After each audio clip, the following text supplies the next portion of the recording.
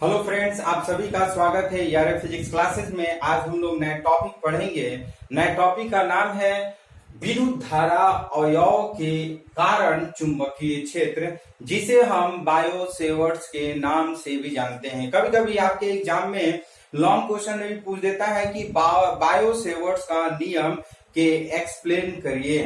तो bio Savart's नियम क्या है, इसके बारे में डिटेल इस वीडियो में जानेंगे, तो ध्यान से आप इस वीडियो को पूरा जरूर देखिएगा। अब बायो सेवर्ट्स का नियम है क्या, तो सबसे पहले बात करते हैं विद्युत धारा अवयव के कारण चुंबकीय क्षेत्र। जैसे कि हम लोग स्टार्टिंग में ही इस चैप्टर के स्टार्टिंग में हम लोग वीडियो में पढ़ चुके हैं कि सन 1820 ईस्वी में डेनमार्क के वैज्ञानिक ऑरेस्टेड ने अपने प्रयोग के द्वारा बताया कि किसी भी धारावाही चालक के कारण उसके आसपास चुंबकीय क्षेत्र उत्पन्न हो जाता है। ये हम लोग पढ़ चुके हैं। सन 1820 ईस्वी में डेनमार्क के वैज्ञानिक ऑरेस्टेड ने अपने प्रयोग द्वारा यह बताया कि किसी भी धारावाही चालक के कारण चुंबकीय क्षेत्र उत्पन्न होता है। यानी कि मान लेते हैं कि ये आपका धारावाही चालक है और इस धारावाही चालक के कारण इसके आसपास जो चुंबकीय क्षेत्र उत्पन्न होता है, इसके बारे में सबसे पहले सन 1820 ईस्वी में डेनमार्क के वैज्ञानिक ऑरेस्टेड ने बताया। इसी प्रयोग के द्वारा फ्रांसीसी वैज्ञानिक बायो तथा सेवर्ट ने, दो वैज्ञानिक हैं, बायो तथा सेवर्ट ने सन 1820 ईस्वी में यही प्रयोग उन्होंने अपने परिमाण को निकालने के लिए, यानी कि चुंबकीय क्षेत्र के परिमाण को निकालने के लिए उन्होंने भी प्रयोग किया। मीन्स हम कह सकते हैं कि सन 1820 ईस्वी में फ्रांसीसी वैज्ञानिक बायो तथा सेवर्ट ने अपने प्रायोगिक तथ्यों के आधार पर बताया कि किसी भी धारावाही चालक के कारण इसके अलग अलग भाग पर जो चुंबकीय क्षेत्र होता है वो निर्भर होता है। यानी कि हम कह सकते हैं कि जो परिमाण निकाला गया, ये परिमाण बायो तथा सेवर्ट के द्वारा निकाला गया, इसलिए इसे हम बायो सेवर्ट का नियम कह देते हैं। तो चलिए पहले फिगर के बारे में हम आपको बताते हैं। सपोज दैट ये कोई धारावाही चालक है, ये आपका धारावाही चालक तार है और इसमें हम ये डीएल भाग की बात करते हैं। मान लेते हैं ए बी भाग है, ए बी जो है, ए बी की लंबाई हमारा डीएल है। डीएल इस अल्पांश भाग की बात करेंगे, जो धारा इसमें प्रवाहित हो रही है, ये आई धारा प्रवाहित हो रही है और यहां से कुछ दूरी पर मान लेते हैं पी बिंदु है और यहां पर डेल्टा बी वेक्टर जो है वो चुंबकीय क्षेत्र को निरूपित करता है। मीन्स यदि इस धारावाही चालक, लिख सकते हैं यहां पर धारावाही चालक तार,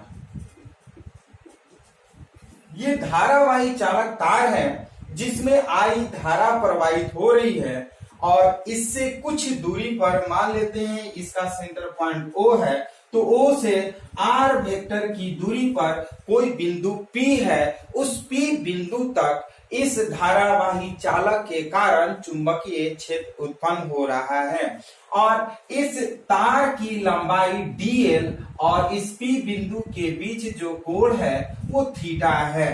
तो प्रायोगिक से संबंधित मीन्स हम कह सकते हैं कि जो फ्रांसीसी वैज्ञानिक थे बायो तथा सेवर्ट ने अपने प्रायोगिक तथ्यों के आधार पर बताया कि ये जो चालक तार की लंबाई है वो चुंबकीय क्षेत्र निर्भर करता है। मीन्स हम कह सकते हैं कि जो चालक की लंबाई है वो चुंबकीय क्षेत्र पर निर्भर करता है। हम कह सकते हैं या चालक में प्रवाहित, फर्स्ट पॉइंट की बात करते हैं, या चालक में प्रवाहित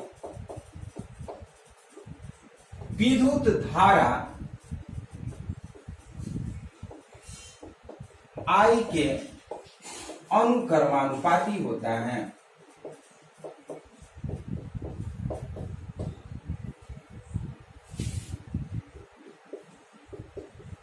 अर्थात हम कह सकते हैं डेल्टा बी अनुक्रमानुपाती आई मीन्स प्रायोगिक तथ्यों के आधार पर बायो तथा सेवट ने ये देखा कि जितनी तार में धारा प्रवाहित हो रही है उतना ही चुंबकीय क्षेत्र उत्पन्न होता है।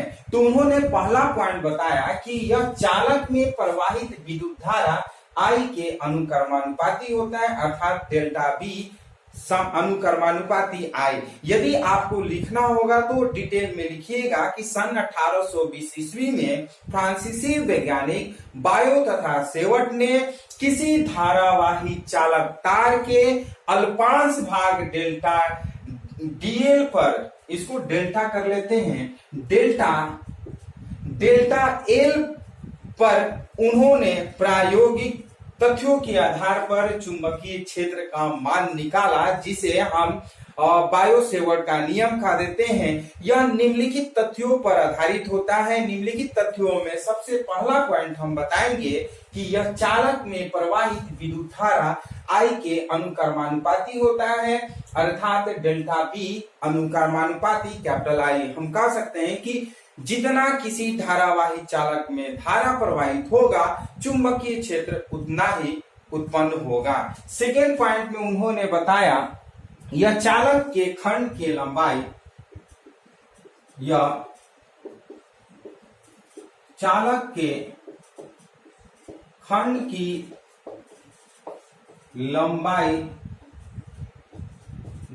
डेल्टा एल के अनुक्रमानुपाती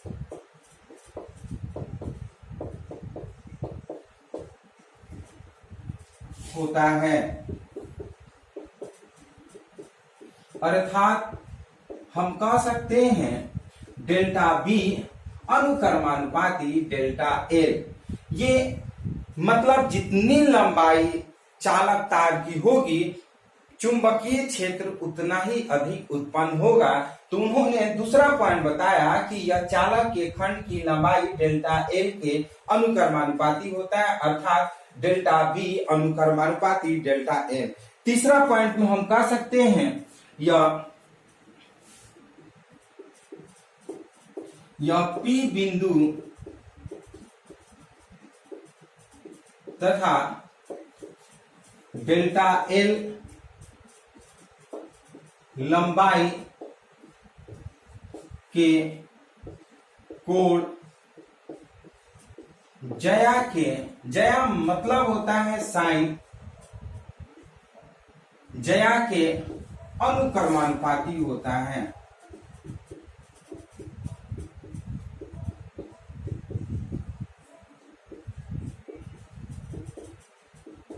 अर्थात हम कह सकते हैं डेल्टा बी अनुक्रमानुपाती साइन थीटा। ध्यान से समझिए, यह पी बिंदु तथा डेल्टा एल लंबाई के कोण, ये आप देख सकते हैं, ये डेल्टा एल लंबाई है और ये पी बिंदु के बीच में जो कोण बन रहा है जया के अनुक्रमानुपाती होता है। जया मतलब होता है साइन, तो साइन थीटा के अनुक्रमानुपाती हो गया। और चौथा जो पॉइंट है, चौथा पॉइंट में हम लिख सकते हैं कि यह अल्पांश भाग डेल्टा एल तथा पी के बीच की, यह अल्पांश भाग डेल्टा एल तथा पी के बीच की दूरी के व्युत्क्रमानुपाती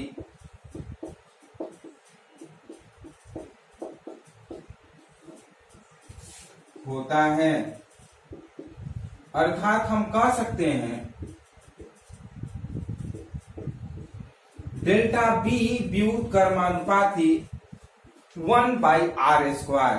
तो उन्होंने अपने प्रायोगिक तथ्यों के आधार पर 4 इक्वेशन दिए। पहला इक्वेशन में उन्होंने बताया कि यह चालक में प्रवाहित विद्युत धारा कैपिटल आई के अनुक्रमानुपाती होता है, अर्थात जितनी धारा प्रवाहित होगी इस चालक तार में उतना ही अधिक विद्युत चुंबकीय क्षेत्र उत्पन्न होगा, अर्थात डेल्टा बी अनुक्रमानुपाती कैपिटल आई कर देते हैं।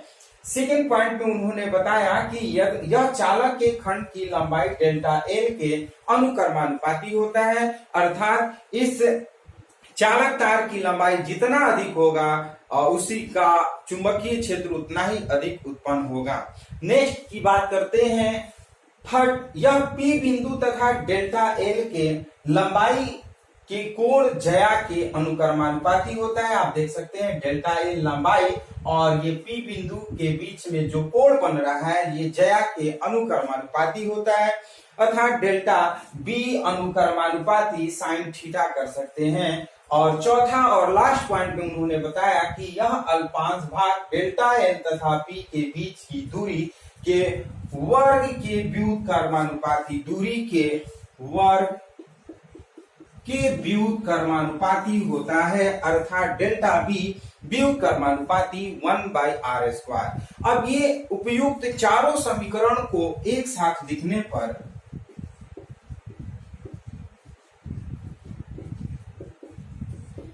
उपयुक्त चारों समीकरण को एक साथ लिखने पर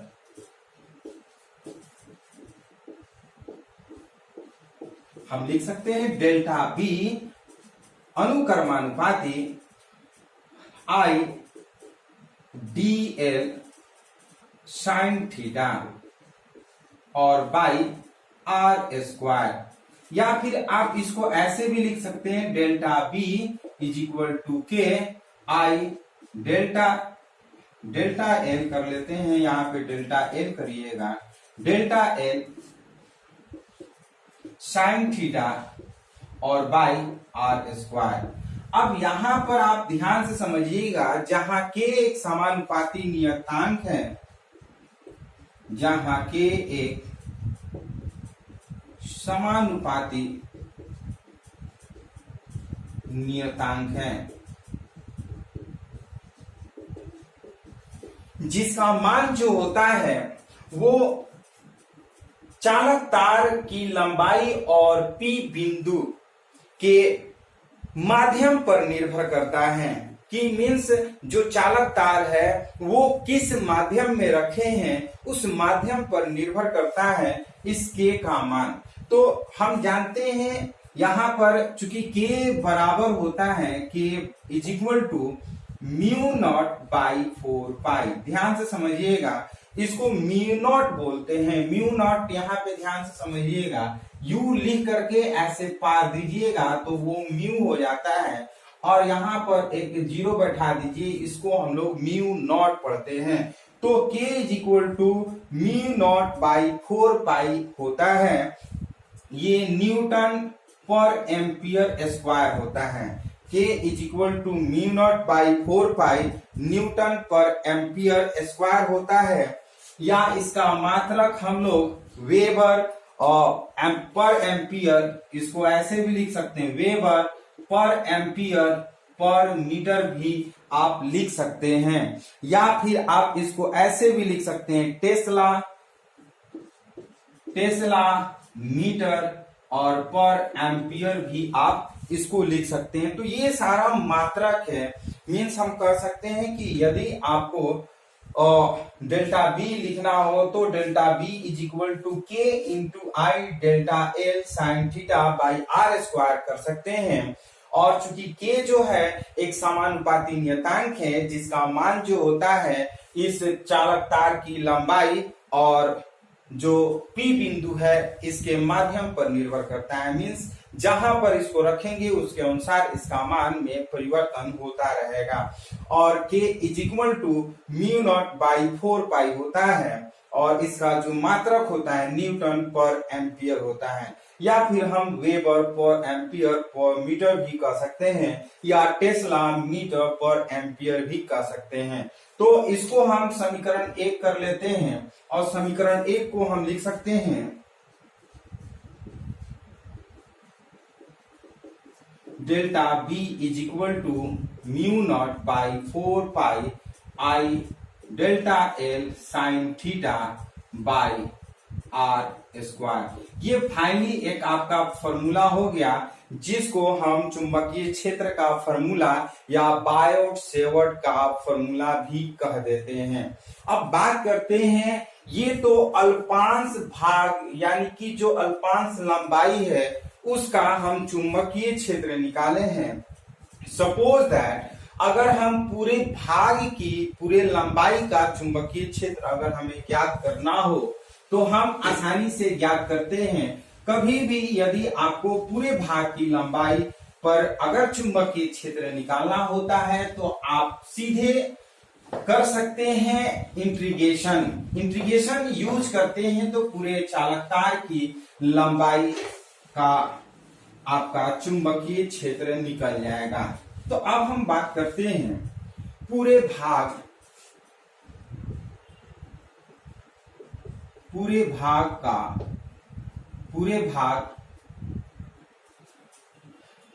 चालक के पूरे भाग का लिख सकते हैं। यहां पर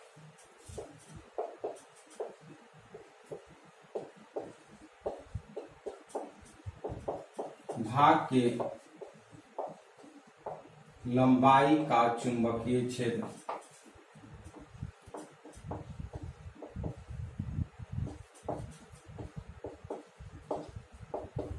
तो हम करते क्या इंटीग्रेशन, ये delta B is equal to integration mu not by 4 pi into I D delta L sine theta by R square कर सकते हैं। या फिर आप इसको ऐसे भी कर सकते हैं, b is equal to mu not by 4 pi integration, और इसको आप लिख सकते हैं i, और ये लिख सकते हैं डेल्टा एल कर लेते हैं, और delta L sine theta by R square. ये आपका जो है वो आपको ये पूरे चालक तार की लंबाई पर चुंबकीय क्षेत्र का मान निकल गया। यदि इसी को वेक्टर फॉर्म में अगर आपको लिखना होगा तो B vector is equal to mu not by 4 pi into integration हम कर सकते हैं I delta L vector cross I R unit vector, या फिर आप इसको ऐसे भी कर सकते हैं, ये direct I delta L sine theta और by R vector R unit vector. जब यहाँ वेक्टर अगर आपको लिखना हो तो यहाँ यूनिट वेक्टर के रूप में आर कैप हो जाएगा, क्योंकि आर के लिए जो है वो आर कैप हो जाता है। या फिर आप इसको ऐसे भी लिख सकते हैं, B vector is equal to mu not by 4 pi into integration, इसको आप लिख सकते हैं I into delta L vector cross R unit vector by R square. ये आप कर सकते हैं, इसको आप इस तरह से लिख सकते हैं। ये अलग अलग तरीका है लिखने का, तो हम वेक्टर के फॉर्म में कहेगा तो वेक्टर के फॉर्म में लिखेंगे, और ऐसी सिंपल कहेगा तो सिंपल भी आप लिख सकते हैं। अब ध्यान से समझिएगा, ये तो वेक्टर के फॉर्म में हो गया। अब यदि हमें म्यू नॉट, आप जैसे अभी बताएं कि k is equal to mu not by 4 pi होता है, तो ध्यान से समझिए कि म्यू नॉट जो है ये विद्युत, जैसे हम लोग एप्सिलॉन नॉट पढ़ रहे थे, विद्युतशीलता हम लोग एप्सिलॉन नॉट को बोलते थे, उसी तरह से म्यू नॉट यहाँ पर है। म्यू नॉट को हम लोग चुंबकशीलता बोल देते हैं। ये आप देख सकते हैं, म्यू नॉट जो है हम लिख सकते हैं, जहां म्यू नॉट चुंबकशीलता है, जहां म्यू नॉट क्या है, चुंबकशीलता है, और म्यू नॉट का मान अगर निकालना हो तो आप जानते हैं, आप याद रखिएगा, mu not by 4 pi is equal to 10⁻⁻⁷। ये आपका न्यूटन पर एम्पियर होता है। याद रखिएगा वैल्यू जो होता है mu not by 4 pi is equal to 10 to power -7 newton per ampere होता है। यदि आपको म्यू नॉट का मान निकालना हो तो आप कर सकते हैं 4 pi into 10 to power -7 newton per ampere. ये आप म्यू नॉट का वैल्यू हमेशा याद रखिएगा। जिस तरह से आप लोग यूनिट फर्स्ट इलेक्ट्रोस्टैटिक्स पढ़ रहे थे और उसमें हमने बताया था कि म्यू नॉट का एप्सिलॉन नॉट का मान जो होता है वो 8.854 इंटू 10 टू पावर -12 होता था। ठीक उसी तरह से यहाँ पर म्यू नॉट का मान आप याद रखे रहिएगा 4 पाई इंटू 10 टू पावर -7। अगर यूनिट की बात करते हैं तो न्यूटन पर एम्पियर या वेबर पर एम्पियर पर मीटर स्क्वायर या टेस्ला मीटर पर एम्पियर भी इसको याद कर सकते हैं। और इसकी बात करते हैं मात्रक की, बीमा की बात करते हैं। मात्रक तो हो गया न्यूटन पर एम्पियर। यदि आपसे ये पूछा जाए कि बताइए म्यू नॉट का बीमा क्या होगा, तो आपको बताना चाहेंगे यदि आपको मात्रक याद है तो बीमा आप आसानी से निकाल सकते हैं। यदि आपको मात्रक याद है, किसी भी फॉर्मूले का मात्रक याद है तो आप बीमा आसानी से निकाल सकते हैं। कैसे? सपोज दैट म्यू नॉट का हमें बीमा ज्ञात करना है तो म्यू नॉट का मात्रक हम न्यूटन पर एम्पियर स्क्वायर कर लेते हैं। तो न्यूटन का आप जानते हैं mLT का पावर -2 होता है और एम्पियर का हम ज्यों का त्यों ऐसे लिख देते हैं। तो इस तरह से mLT का पावर -2 a का पावर ये जब -2 ऊपर जाएगा तो 2 हो जाएगा। इस तरह से आपका म्यू नॉट का ये डायमेंशनल फॉर्मूला यानी कि बीमीय सूत्र निकल गया। जैसे हम लोग एप्सिलॉन नॉट का मात्रक और बीमा याद किए थे, पढ़े थे, समझे थे, ठीक उसी तरह से आप म्यू नॉट का भी मात्रक बीमा याद रखिएगा और इसका मान भी याद रखिएगा 4 pi into 10 to power -7 newton per ampere square या फिर वेबर पर एम्पियर पर मीटर या टेस्ला मीटर पर एम्पियर याद रखे रहिएगा। तो इस तरह से ये म्यू नॉट का मात्रक हो गया, बीमा हो गया और म्यू नॉट बाई 4 पाई का जो मान होता है वो 10 टू पावर -7 होता है, जिसको हम लोग के बोलते हैं। K is equal to mu not by 4 pi is equal to 10 to power -7 newton per ampere square. तो ये था विद्युत धारा अवयव के कारण चुंबकीय क्षेत्र बायो सेवर्ट का नियम। यह जो है लॉन्ग क्वेश्चन में आपके हमेशा एग्जाम में पूछा जाता है, इसलिए इसको याद जरूर रखिएगा। और इससे रिलेटेड एक और बता रहे हैं आपेक्षिक विद्युतशीलता। आपेक्षिक विद्युतशीलता किसे कहते हैं, ध्यान से समझिएगा। आपेक्षिक चुंबकशीलता, क्योंकि हम लोग चुंबकशीलता जिसको हम लोग म्यू आर से जानते हैं। Generally mu R is equal to होता है म्यू बाई म्यू नॉट। ध्यान से समझिएगा। यदि ये फॉर्मूला यदि आपको याद है तो आपेक्षिक चुंबकशीलता का परिभाषा आप अपने से याद कर सकते हैं। किसी भी चुंबकशीलता, किसी भी माध्यम में चुंबकशीलता और वायु या निर्वात में चुंबकशीलता के अनुपात को ही हम आपेक्षिक चुंबकशीलता कहते हैं। ध्यान से समझिएगा। आपेक्षिक चुंबकशीलता को म्यू आर से डिनोट करते हैं। Mu R is equal to mu not by mu not होता है। तो यदि आपको याद करना होगा आपेक्षिक चुंबकशीलता किसे कहते हैं तो सिंपल कहेंगे किसी भी धारावाही चालक पदार्थ की चुंबकशीलता, किसी भी धारावाही चालक पदार्थ की चुंबकशीलता तथा उसी धारावाही चालक पदार्थ की अन्य माध्यम में चुंबकशीलता के अनुपात को हम आपेक्षिक चुंबकशीलता म्यू आर कहते हैं। अर्थात mu R is equal to mu by mu not. Mu जो है वो किसी माध्यम में चुंबकशीलता है और म्यू नॉट जो है वायु या निर्वात में चुंबकशीलता है।